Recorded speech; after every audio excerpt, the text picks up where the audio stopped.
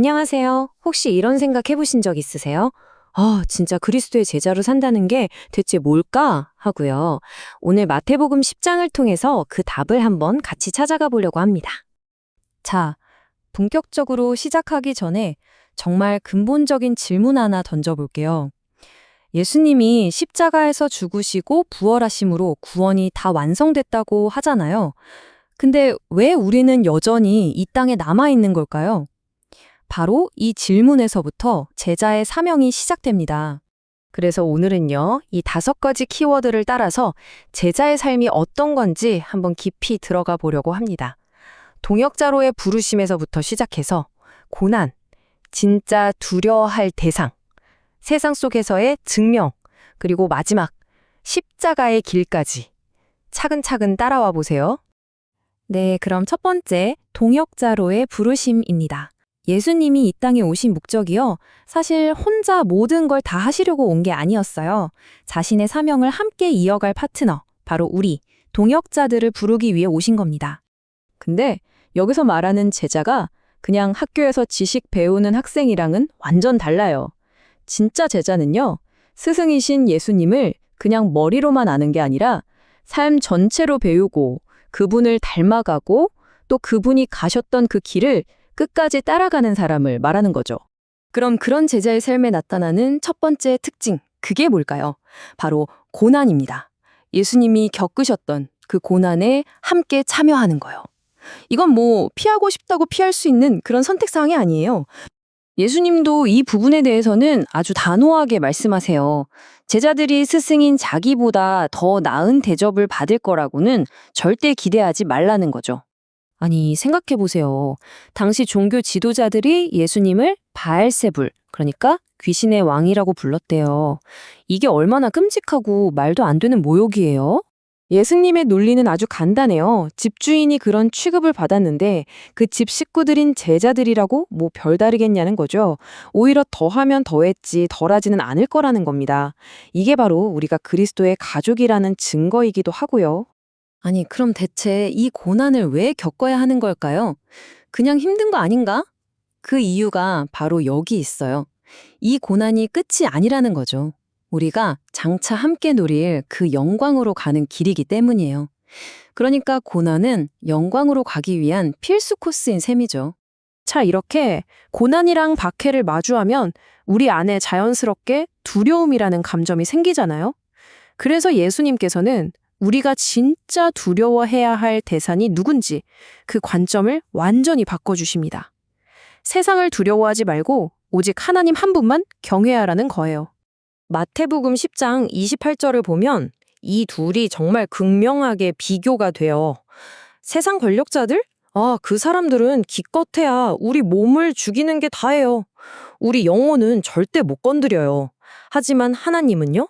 몸과 영혼, 그 모든 걸 다스리시는 분이죠. 그러니까 우리가 진짜 두려워하고 경외해야 할 분은 오직 하나님 한 분뿐이라는 겁니다. 그리고 우리가 박해자들을 두려워할 필요가 없는 이유가 또 있어요. 바로 하나님이 모든 걸 보고 계신다는 사실 때문이죠. 지금은 숨겨진 것 같아도 결국 그분의 때에 모든 진실이 빛 가운데 드러나고 완벽한 정의가 실현될 거라는 약속입니다. 자, 이렇게 하나님을 경외하는 마음이 생기면요, 두려움은 사라지고 그분의 돌보심을 신뢰하게 돼요. 예수님은 이걸 정말 인상적인 비유로 설명해 주시는데 바로 참새 비유입니다. 당시 참새 2마리가 동전 한 입, 그러니까 거의 가치 없는 헐값에 팔렸거든요. 그런데 말씀이 이래요. 그 하찮은 참새 한 마리조차도 하나님 아버지의 허락 없이는 땅에 떨어지지 않는다는 거예요. 와, 정말 놀랍지 않나요? 하나님의 주권이 얼마나 세밀하고 완벽한지를 보여주는 거죠. 그리고 이 놀라운 비유는요, 다른 누구도 아닌 바로 여러분을 향한 메시지입니다. 하나님은 여러분의 머리카락 숫자까지 다 아실 정도로 여러분의 모든 걸 아세요. 세상이 만들어지기도 전에 여러분을 선택하셨고 지금 이 순간에도 그리고 영원까지 함께 하신다는 거예요. 그래서 예수님은 이렇게 강력하게 선포하십니다. 두려워하지 마라. 너희는 많은 참새보다 귀하다. 이보다 더 큰 위로와 확신을 주는 말이 있을까요? 자, 이렇게 하나님의 돌보심을 굳게 믿는 사람이라면 이제 세상 속에서 쫄지 않고 담대하게 살아갈 수 있겠죠? 이게 바로 세 번째 주제로 이어집니다. 제자의 믿음은요, 교회 건물 안에서가 아니라 우리가 살아가는 세상, 바로 그 공적인 무대에서 진짜인지 아닌지가 드러난다는 거예요. 예수님이 사람 앞에서 나를 시인하면 이라고 하셨는데 여기서 시인하다라는 헬라어 호몰로게오가 진짜 재밌어요. 호모가 같은, 레고가 말하다거든요. 합치면 같은 것을 말하다예요. 이게 무슨 뜻이겠어요? 그냥 입으로 예수님 믿어요 하는 걸 넘어서서 내 삶 전체가 내 말과 행동이 하나님과 같은 목소리를 내는 걸 의미하는 거죠.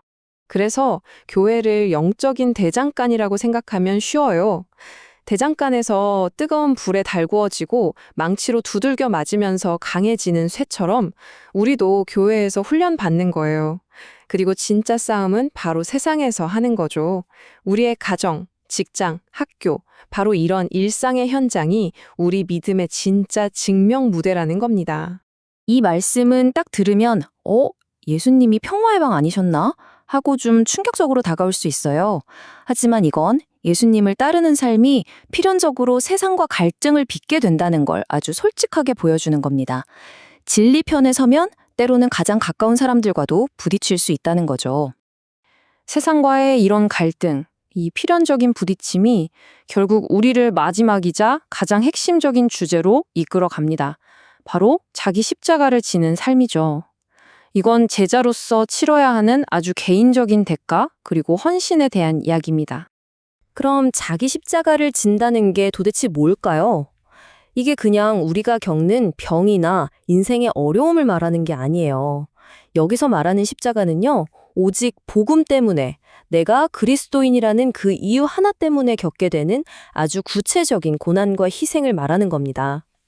예를 들면 믿지 않는 가족들 사이에서 신앙을 지키는 것 같은 거요. 그리고 이 십자가의 길은요, 아까 우리가 얘기했던 시인하는 삶과 정확하게 맞닿아 있어요. 세상 속에서 내가 그리스도인인 걸 숨기고 그들과 똑같이 살면서 편해지려고 하는 거. 그게 바로 자기 십자가를 피하는 거고요. 결국 사람들 앞에서 예수님을 모른다고 부인하는 것과 똑같은 행동이라는 거죠.